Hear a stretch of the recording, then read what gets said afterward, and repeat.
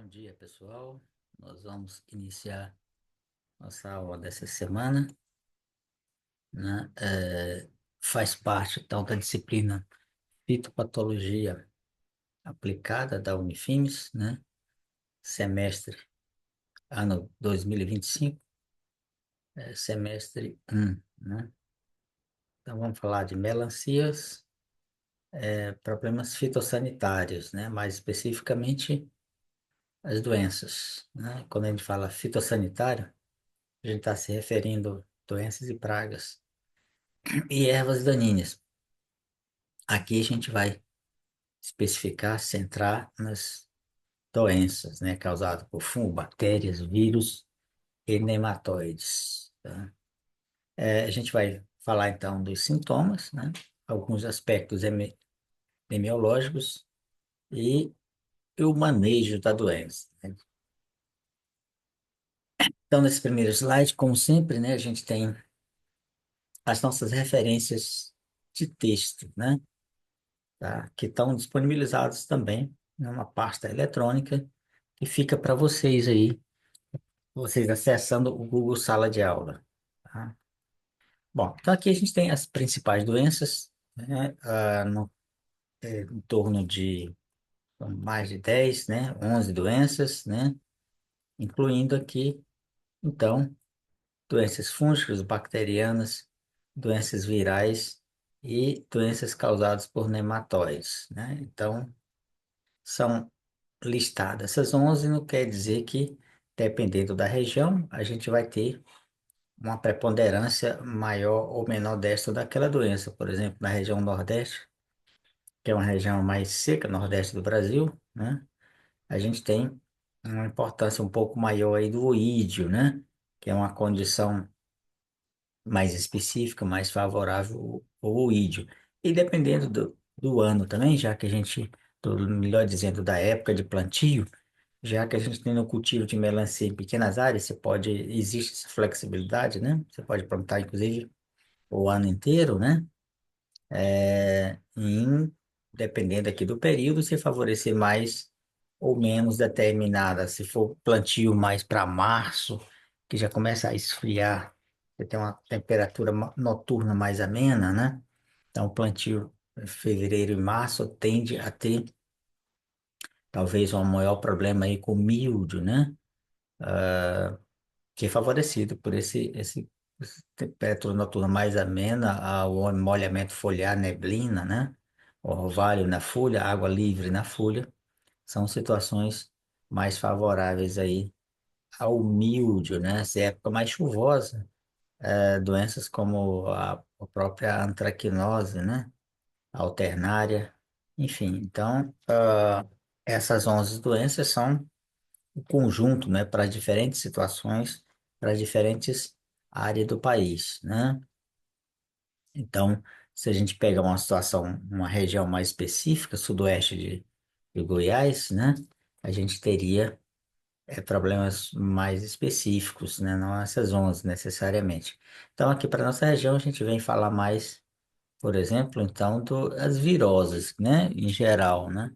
É, Não dá para a gente saber que tipo de virose é, mas as viroses como um todo, né, são problemas relativamente severos aqui e doenças foliares aí, né, entre antracnose, por exemplo, né, provavelmente alternária. Então, essas são as 11 doenças, né, melhor tombamento de muda, murcho de Phytophthora, cancro da arte ou crestamento gomoso, oídio, antracnose, mancha de alternária, míldio, mancha bacteriana, galha de raízes, vírus do mosaico da melancia, vírus da mancha anelada do mamoeiro.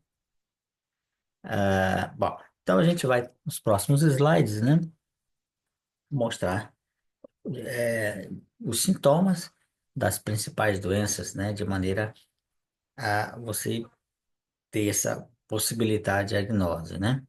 Então, essa primeira doença é o tombamento, é causada por Rhizoctonia, Fitium e Phytophthora. A Rhizoctonia é o mais comum, né? É um fungo habitante natural do solo, mas que em determinada condição ele pode afetar, né? Causar esse tipo de sintoma, principalmente se você, em situações menos favoráveis à planta, muitas vezes a utilização de sementes com baixo vigor, né?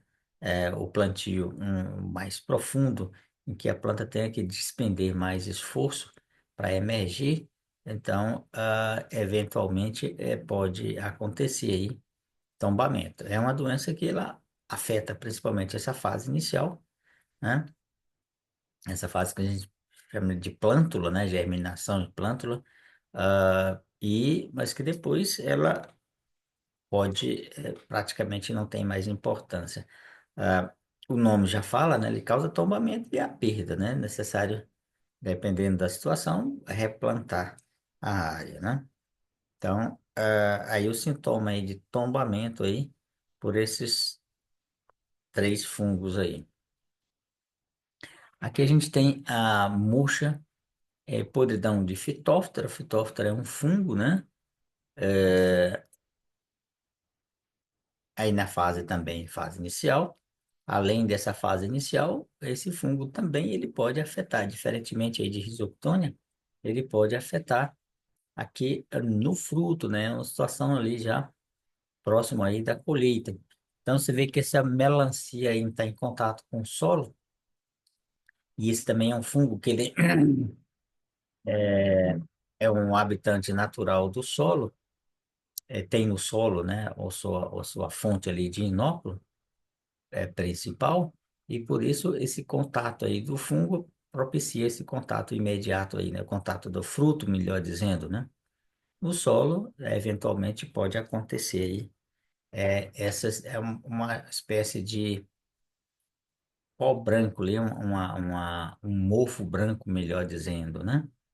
Deixa eu colocar aqui numa situação mais, uma forma mais, deixa eu voltar lá. Acho que fica mais visível, né? Tombamento eu já mostrei.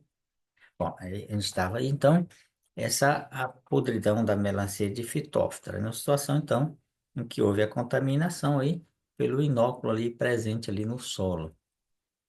A gente tem o cancro da arte, né, ou o crestamento gomoso, causado por esse fungo Didimela, no caso, mostrando um detalhe aqui do início do ataque aí no do polo da planta, né? Então, é uma doença que o sintoma característico essa infecção aqui no colo, né? E em função da infecção ocorre um trincamento e depois uma exudação de uma goma, né? De uma espécie de um líquido que depois transforma numa goma, tá? Daí o nome, né? Então ela pode, embora esse é o sintoma característico, ele pode afetar também as folhas, outras partes aí do caule ali. Aqui sintoma de oídio, parece com um pozinho branco que alguém jogou aí. Eu já tinha mencionado antes. É mais comum, né, na região nordeste do Brasil, embora possa ocorrer aqui, se a gente plantar, não é mais seca, né? Pode ocorrer também algum ataque, né? Há sintoma de antracnose, né? Lesões, mostrando lesões foliares, aqui mostrando o sintoma inicial aqui no fruto. Lembrando que a antracnose também é um problema relativamente comum de aparecer em pós-colheita, né? No caso, no fruto, não só aqui em melancia, mas tem antracnose em banana, em mamão, tá? Jiló, pimentão, em também após a colheita, mas também tem sintoma aqui nas folhas, né? Em várias culturas, não só melancia, você tem antracnose, aí também em soja, em feijão, em gramíneas também, tá? Não necessariamente a mesma espécie, mas no mínimo o mesmo gênero coletótrico, né? Aí, sintoma de mancha de alternária, né? Esse é um sintoma típico, essas lesões foliares relativamente grandes, de aspecto que a gente chama concêntrico, né? Então, a alternária, no caso aqui, a alternária é curcumerinda, mas você tem também outra espécie desse mesmo gênero, a alternária solane, que é um importante patógeno aí em tomate, em batata também, por exemplo, né? Então, aqui, mancha de alternária. Normalmente começa nas folhas mais velhas. Aqui, a lesão de míldio, tipicamente, o míldio, lembrar que é uma doença, é um fungo, né? Biotrófico, e ele tem essas lesões amareladas típicas. É claro que quando a lesão fica muito velha, escurece, fica de aspecto necrótico. Mas vocês verem que estou apontando aqui com a setinha, né? Esse aspecto amarelado que é incomum, né? Esse é o aspecto de míldio em geral, não só aqui na melancia, mas em outras curbitáceas, em outras culturas. É, ele pode ainda provocar necrose, mas pelo menos na fase final, mas geralmente você vê esse aspecto mais amarelado, né? Diferente das demais doenças. Aí que você tem uma mancha bacteriana, né? Provocando sintoma aqui, e esse trincamento aqui no fruto. Escurecimento da polpa também, por essa bactéria, nessa mancha bacteriana, chamada Acidovorax avena. Agora você tem a galha em raízes, tá? Ah, que é causado pelo nematóide Meloidogine, tá? Sintoma de mosaico foliar, tá? O vírus é um patógeno biotrófico, né? É, eu falei que o milde também era um patógeno biotrófico. E aqui a gente já pode até observar o seguinte, né? Patógenos biotróficos tendem a não apresentar sintomas necróticos, né? Necrose, escurecimento do tecido foliar, causado pela morte, evidentemente, do tecido, né? Se são patógenos biotróficos, eles mantêm o parasitismo durante um certo período sem provocar a morte, né? Então, daí essa ausência, vamos dizer assim, de tecido necrótico. É claro que, pelo menos em míldio, por exemplo, esse necrose vai aparecer numa fase bem avançada, né? A outra deformação aqui de outro vírus, né, chamado vírus da mancha anelar do Mamoeiros tipo melancia, que pode, então, afetar a melancia. Bom, então, são essas as princípios sintomas, né, das doenças, de algumas doenças aí da melancia. Falar um pouco aqui do aspecto epidemiológico e de manejo, né? Então, no caso do tombamento, a gente já mostrou o sintoma, né? Aquela lesão ali no colo, né? Em função dessa lesão, né? A plantinha está nova, acaba e a ação do vento acaba provocando o tombamento, né? É claro que com essa infecção ali você vai ter dificuldade para que a água, né, passe ali através do colo. Então, podendo provocar aí antes do tombamento, né, a planta fica murchinha, né? Então, são sintomas aí que típicos aí. A condição favorável, né? Plantio em solos mal drenados, aquele solo bastante argiloso, às vezes próximo ali de áreas em que há uma presença d'água, em áreas naturalmente encharcadas, né? Material orgânico em excesso, né? Alta densidade de plantas, uso intensivo do solo. O que que é uso intensivo do solo? É você reutilizar várias vezes com a mesma melancia, né? Sem provocar ou sem dar um descanso ou uma rotação de cultura com uma planta não hospedeira. Altas temperaturas, alta umidade do solo. Como é que ocorre a disseminação, né? A passagem da doença ou do patógeno da planta para outra na mesma estação de cultivo ou em safras subsequentes. Já que é um fungo de solo, né? Então, ele está ali no solo. Não significa que qualquer movimentação de partícula de solo pode propiciar, então, o deslocamento desse inóculo. O que que provoca isso? Água, chuva, né? Que promove escorrimento superficial e mesmo a metodologia de irrigação por inundação. Já as tecnologias mais modernas de irrigação, né? tendem a minimizar. Gotejamento, evidentemente, não provoca esse tipo de arraste de partícula. Portanto, minimiza aí, e mesmo por aspersão, né? Raramente você é, vai observar, mesmo, a não ser que você ligou as pessoas, deixe ligado o tempo direto, o tempo todo, né? Mas você não vai ver. É incomum você ver escorrimento numa irrigação por aspersão, né?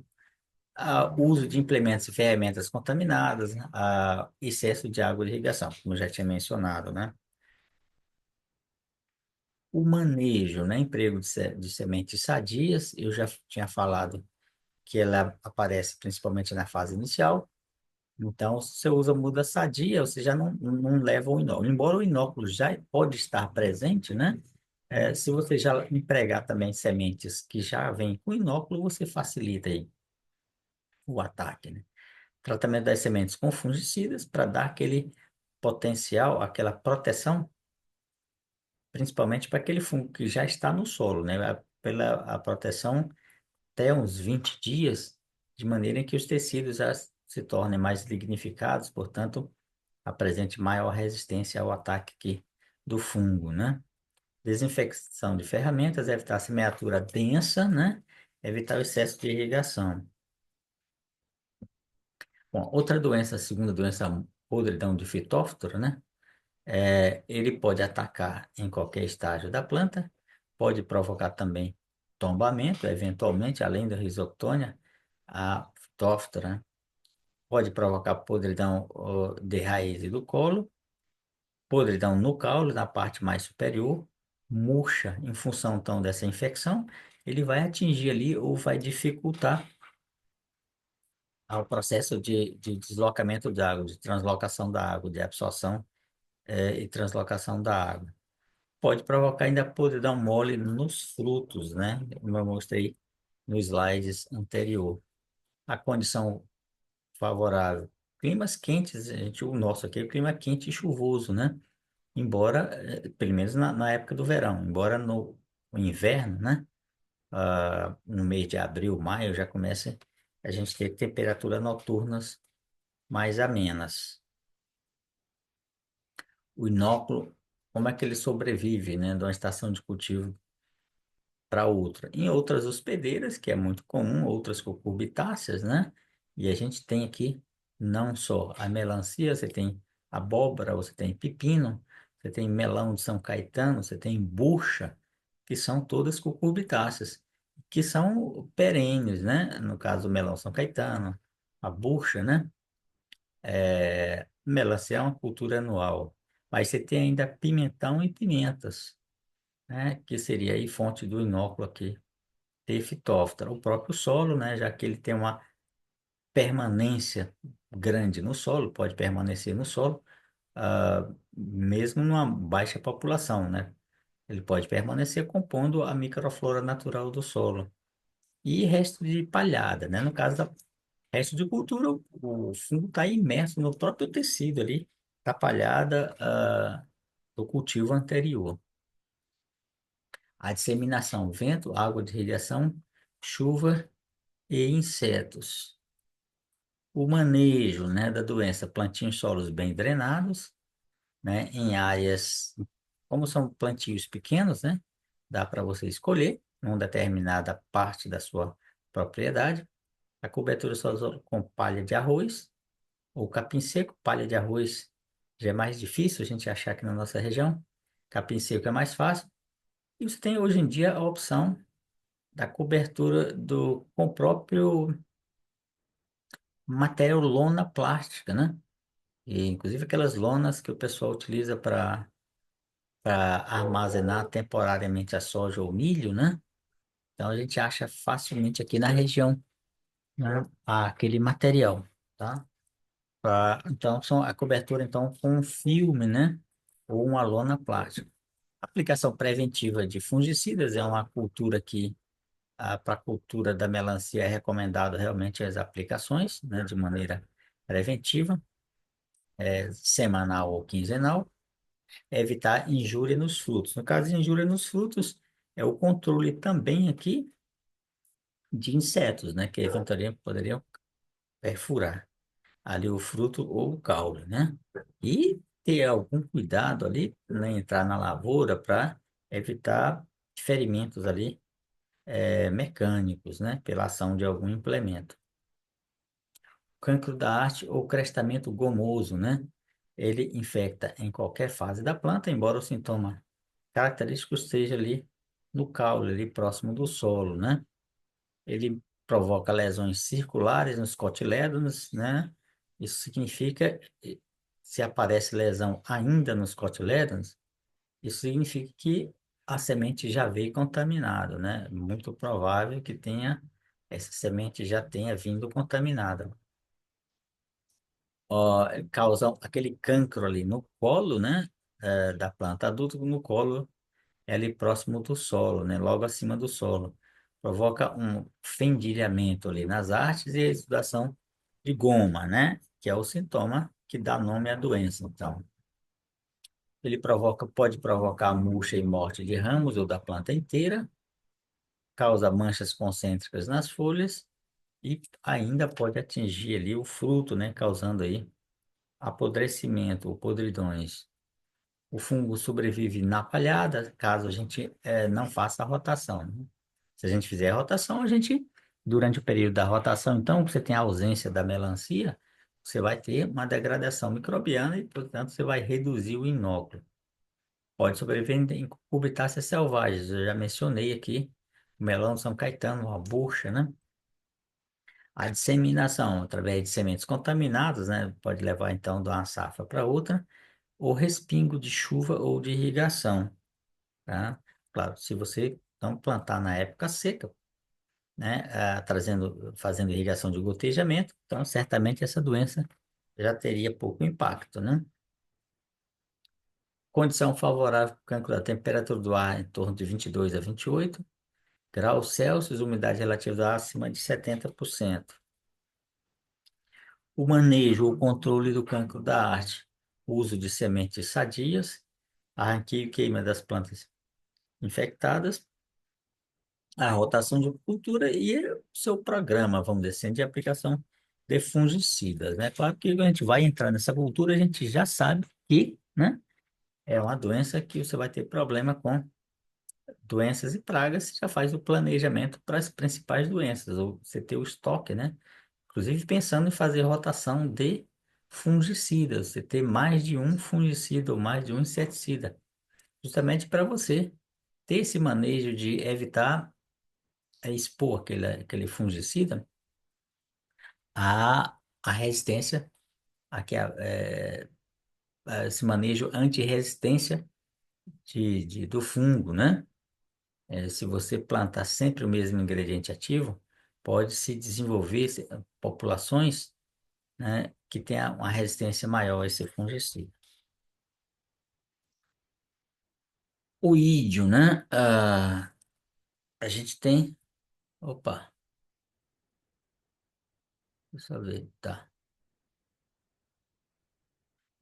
Bom, o oídio é uma doença, eu já tinha mencionado antes, é mais comum no Nordeste do Brasil, embora possa acontecer aqui na condição. Normalmente aqui seria menos provável, mesmo que você plante na época seca, porque na época seca aqui você tem temperaturas mais amenas, né? Enquanto no Nordeste você tem a combinação de, muitas vezes, condição seca e temperatura alta, né? Embora você veja o ídio, né? A doença oídio, em muitas cucurbitácea, pepino, melão, abóbora e outras culturas, existe especificidade que a gente chama de isolados, ou seja, um isolado, a doença que está ali, o fungo do oídio na abóbora, não afeta a melancia, e por outro lado, aquele oídio ali, aquele fungo que está na melancia, não afeta a abóbora, né? Então, isso chama especificidade por hospedeiras. O gênero do patógeno é o mesmo, mas você tem espécies ou, ou vamos dizer assim, formas especiais do fungo, tá certo? Que dá essa especificidade naquela hospedeira, né? No caso, melancia ou abóbora ou pepino. o ciclo do oídio é aquele de 3 a 7 dias, né? Condição favorável, cultivo muito adensado, baixa intensidade de luz, umidade relativa do ar, que é relativamente baixa, né, pessoal? Até 50%, tá? Aqui para nós é raramente, quer dizer, a não ser 2 horas da tarde, no mês de agosto, mas durante a noite, temperatura sempre acima aí de 50%, né?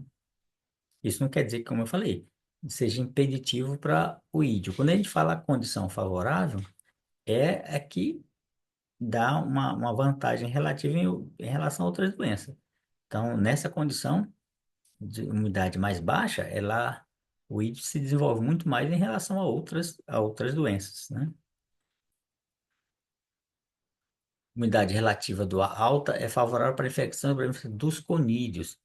A clima seco favorece a colonização, esporulação e dispersão do fungo. Tá?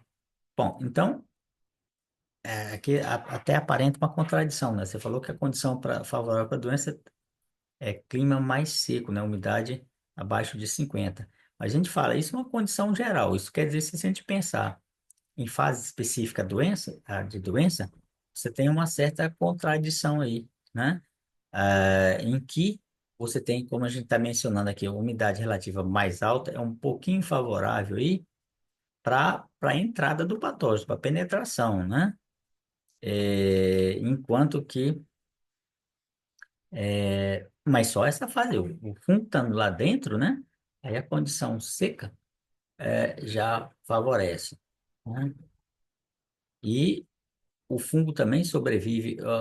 Qual é essa sobrevivência do fungo? É aquele fungo, a lesão esporula, e você vai ter uma produção de conídeos. Então, essa condição de umidade relativa mais alta, né, favorece mais essa sobrevivência. Mas, assim, se a gente pegar, então, o resultado final, né, a condição de umidade baixa, abaixo de 50%, é mais favorável ao conjunto, né?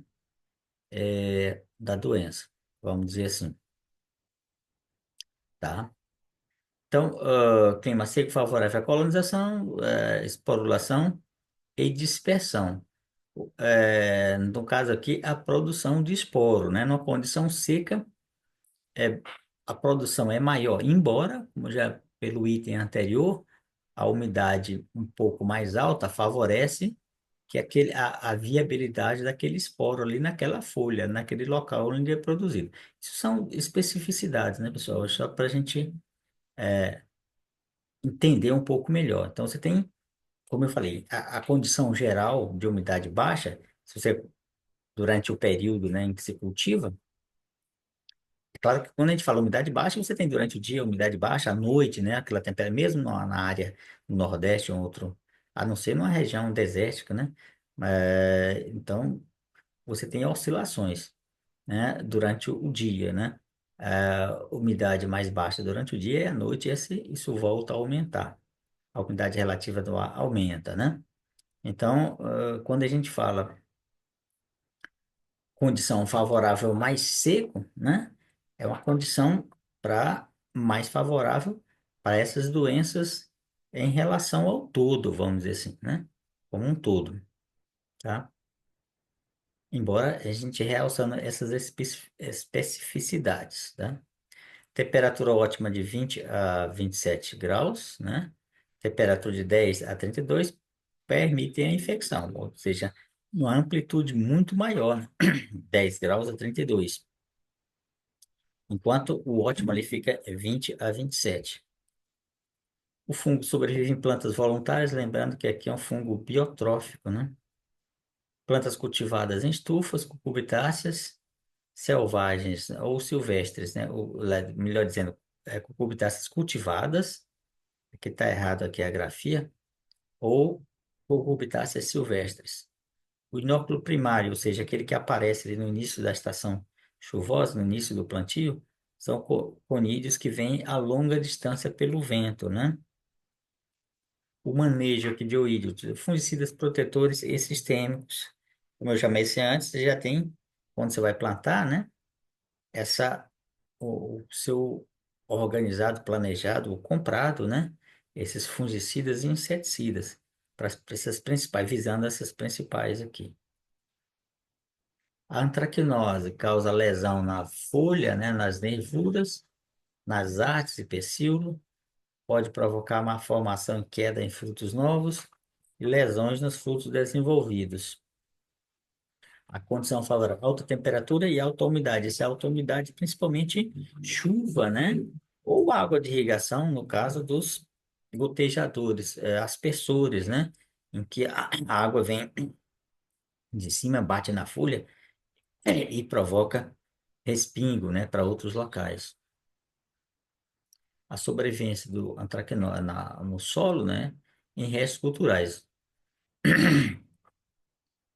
A disseminação por insetos, respingo de gotas de chuva ou de irrigação por aspersão.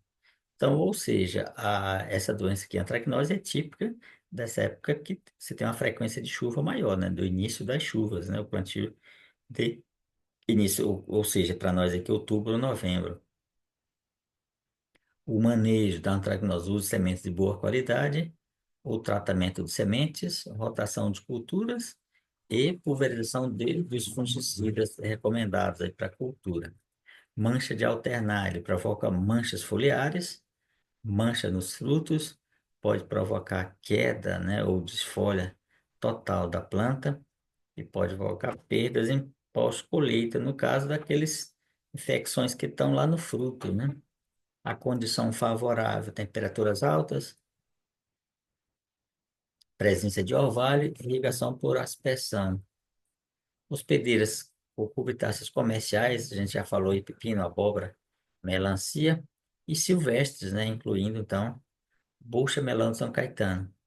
A sobrevivência aqui da alternária, sob condições secas, os conídeos sobrevivem durante vários meses sobre a palhada, né?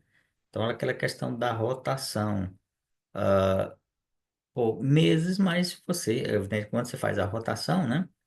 Você provoca aí aquela palhada, ela é rapidamente degradada, não é uma condição nossa aqui de país tropical. Ele pode sobreviver também como micélio dormente nos restos vegetais. E também na semente, né? Pode ir pela semente. A disseminação vento, né? Maquinário agrícola e sementes.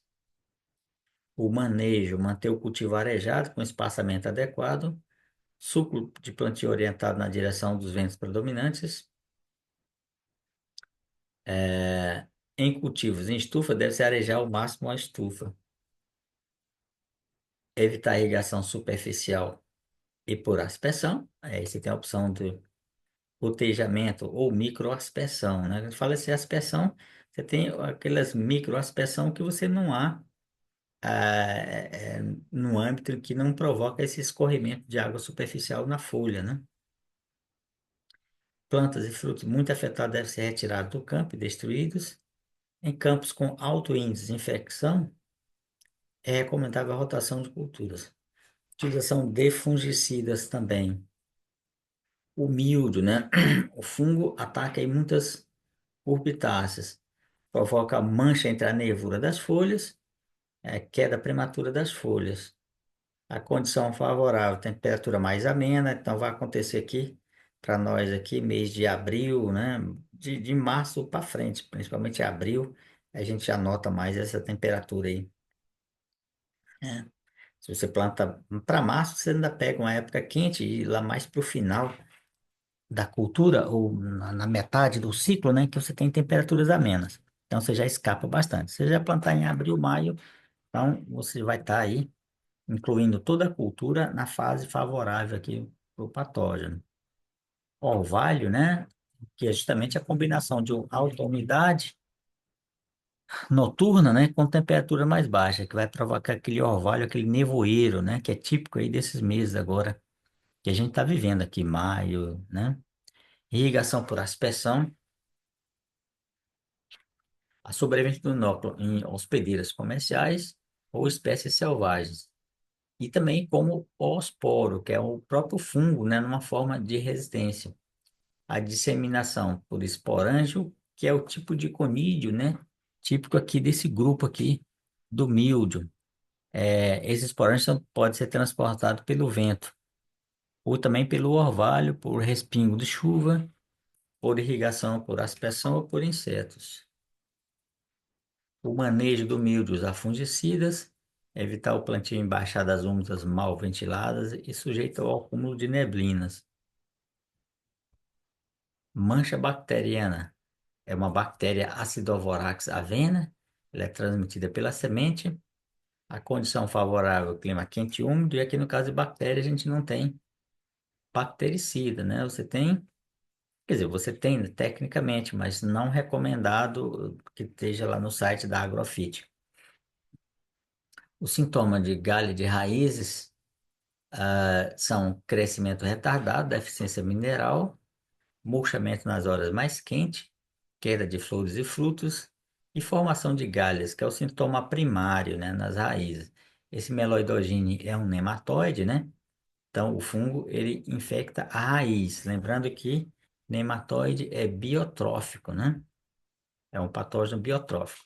O manejo aqui da galha, rotação de culturas, destruição de plantas infectadas, adubação orgânica, porque promove a atividade microbiana, portanto, exercendo algum efeito de controle. O uso de plantas antagonistas, quais são? A própria mamona, né?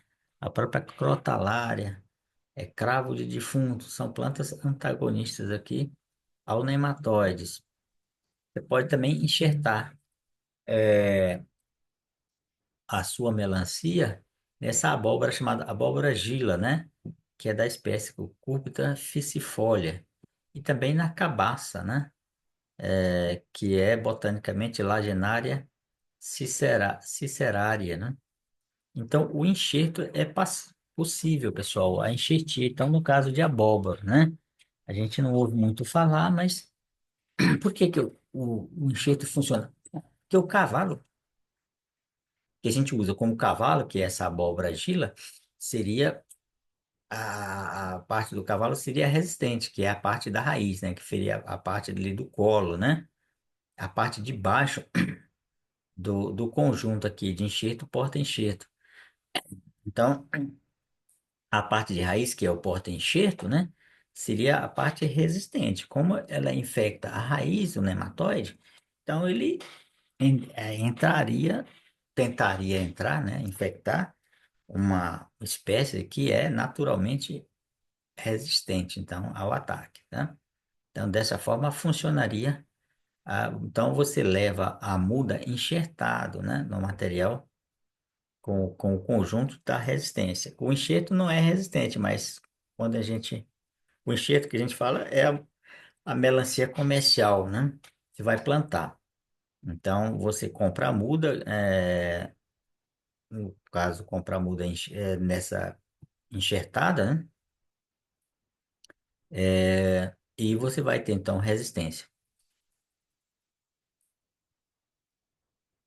Então, a gente fala algumas medidas gerais aqui de controle para doenças fúngicas e bacterianas.